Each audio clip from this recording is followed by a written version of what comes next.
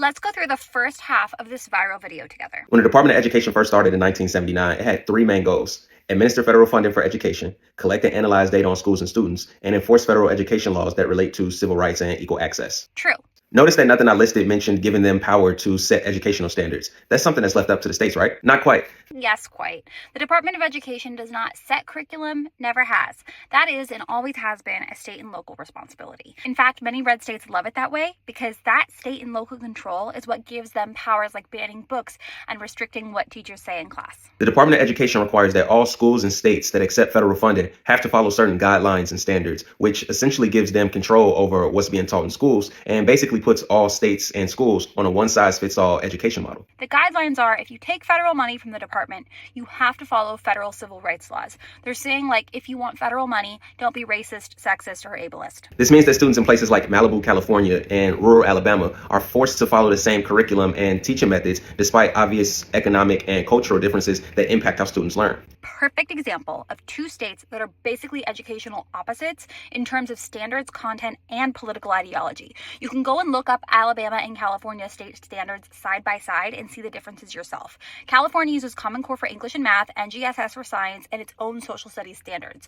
But Alabama uses College and Career Readiness standards for English and Math, and its own standards for Science and Social Studies. The U.S. Department of Education just says, hey, if you want federal money, you need to have some kind of standards, and you need to show that students are making progress. So those average incomes are actually really important too, because what you're picking up on is actually massive inequality because of how states fund their education systems. Yes, states. Wealthier districts like Santa Monica Malibu Unified School District thrive, and poor ones in, like, say, rural Alabama struggle because state and local funding formulas utilize mostly property taxes to fund schools. So rich area, more expensive housing, more property tax, more money for schools. The Department of Education's job is to bridge some of that gap with extra funding so the most marginalized students aren't left behind. Now, this wouldn't be so bad if the reading and math scores in the U.S. were on the rise, but it's the complete opposite. I'm going to skip this part because obviously if the U.S. Department of Education isn't dictating what students learn or how they learn it, falling reading and math scores aren't like their fault.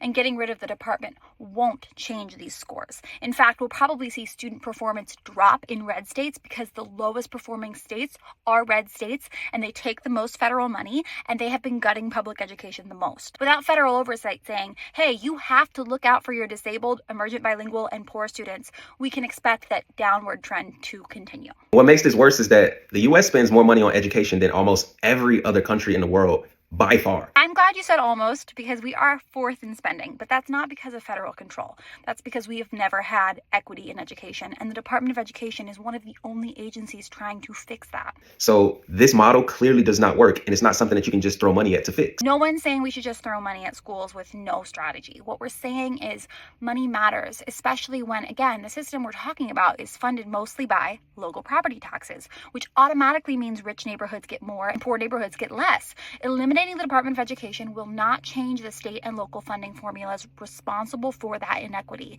It just takes out the one agency trying to level the playing field by providing 8 to 10% of funding for the most vulnerable students. Without it, we'd probably see the property taxes increase. So let's talk about investing in teachers, smaller class sizes, trauma-informed practices, community schools.